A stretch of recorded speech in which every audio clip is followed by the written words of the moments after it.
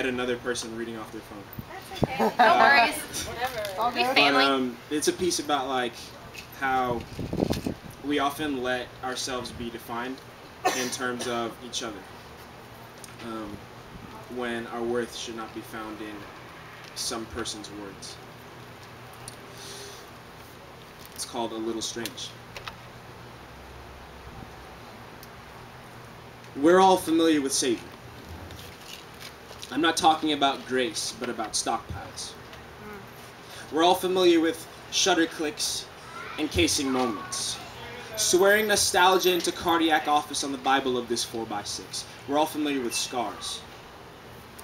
They are words, photos, and kisses you thought you forgot. I am scarred. And I'm not sure if me speaking sharply makes poetry another sharp object that could scar me, but I continue to use it on myself. It's prying apart my facades. This is honesty. This poetry is surgery. I take my face off so you can see opposing thoughts face off, and know that I also suffer from the disease of being a contradiction. Thoughts beginning with I am and ending with words like free. As if these words are true because I said them, and you've done it too. Face the rain clouds blindfolded, like storms don't come because you choose to stay inside. Feel free to click menu on the screen inside your eyelids and select oblivious like you always do. We're all familiar with trying to rewind sunrises by leaving the blinds closed. Still nursing a lifelong hangover, we're a country drunk on preference. If you asked me what my favorite drink was, I'd probably tell you bitterness. See, I'm free to wrap my hands like vices around these vices in glass. Fingers clench this bottleneck like it's yours. Hands that don't want to be weak and don't want to be blamed and want to grab a gavel. But who am I to mete out justice? These hands are bloody. So a proper understanding of justice just slips between these fingers. With tips touched to flame, flesh singed and full of tongues tipped stings.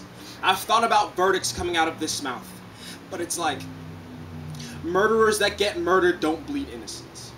And debtors probably shouldn't be tax collectors, but I peck memories in my derm is, yes, my skin is an elephant. And when I walk into a room, no one wants to address my scars. As if none of them could hold a conversation when each one of these scars holds histories.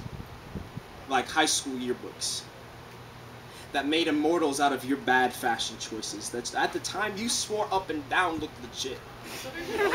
Your freedom is a chain masquerading as a lifeline. Your freedom is a parrot in a cage singing radio hits. Your freedom is the blissful child of ignorance. The freedom to choose where to wear your chains, around your ankles or on your neck. As any addict will tell you, be they a chain smoker or a holder of grudges, like myself, I'll tell you what freedom is.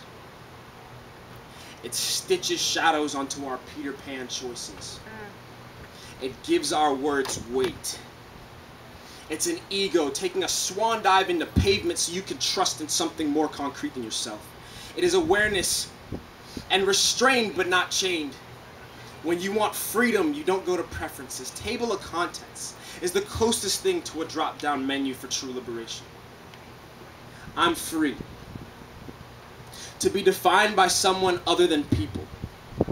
The I am claims me, and I aim to cause unease, unceasing lingual tension as you try to translate me awkward and stick me back into your dictionary. Maybe we don't have to define ourselves in terms of each other. Maybe emancipated slaves will sing and dance. We're all familiar with identity crisis. So I think it's time we knew who we were. Thank you.